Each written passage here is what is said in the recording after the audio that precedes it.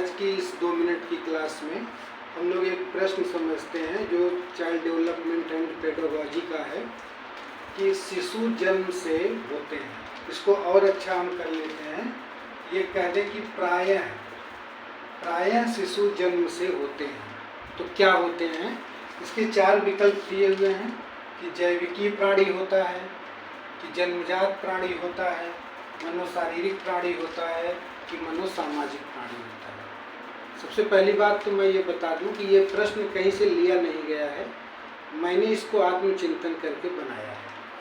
जब भी आजकल जो परीक्षाएं हो रही हैं, उन परीक्षाओं में जब भी कोई प्रश्न पूछा जा रहा है तो प्रश्न का लेवल अब बढ़ गया है। मेमोरी और अंडरस्टैंडिंग तथा के लेवल से आगे बढ़ करके अब प्रश्न रिफ्लेक्टिव लेवल का हो गया है।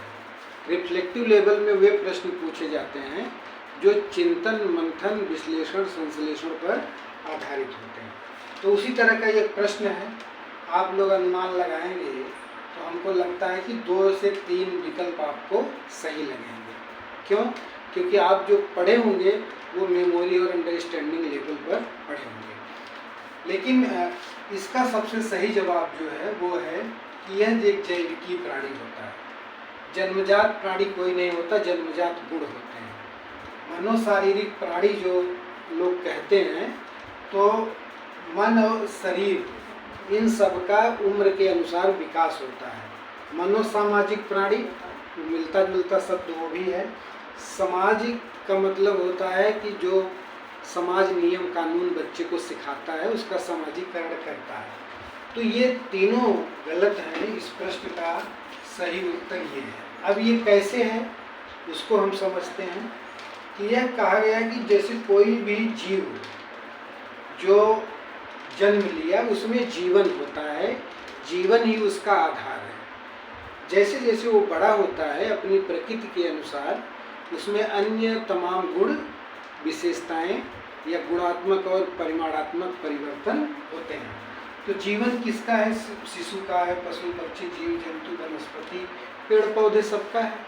लेकिन इस पर मनोवैज्ञानिकों, जीव वैज्ञानिकों, शिक्षा शास्त्रियों ने यह सिद्ध किया है कि जो जीव जन्म से जितना अधिक असहाय होता है वह उतना बुद्धिमान होता है। तो उन्होंने यह सिद्ध किया और पाया कि मानव जीव जन्म से बहुत असहाय होता है।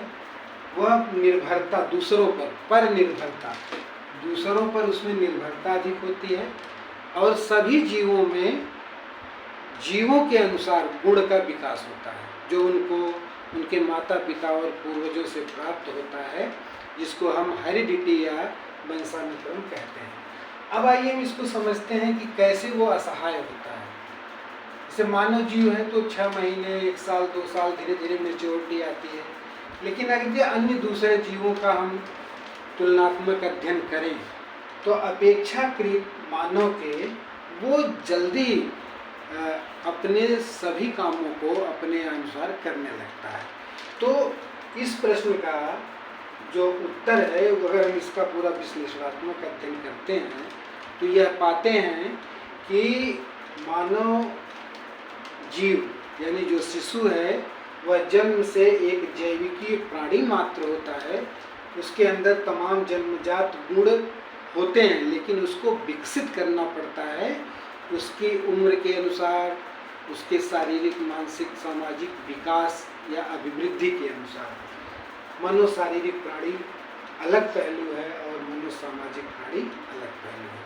आजकल परीक्षाओं में इस तरीके के प्रश्न आ रहे हैं। अगर जो विश्लेषणात्मक अध्ययन करके नहीं पढ़ता है, प्रश्नों के विभिन्न पहलुओं को समझ बूझ कर चिंतन कर आगे नहीं बढ़ता है, उसके लिए रास्ते कठिनाई भरे होते हैं। धन्यवाद।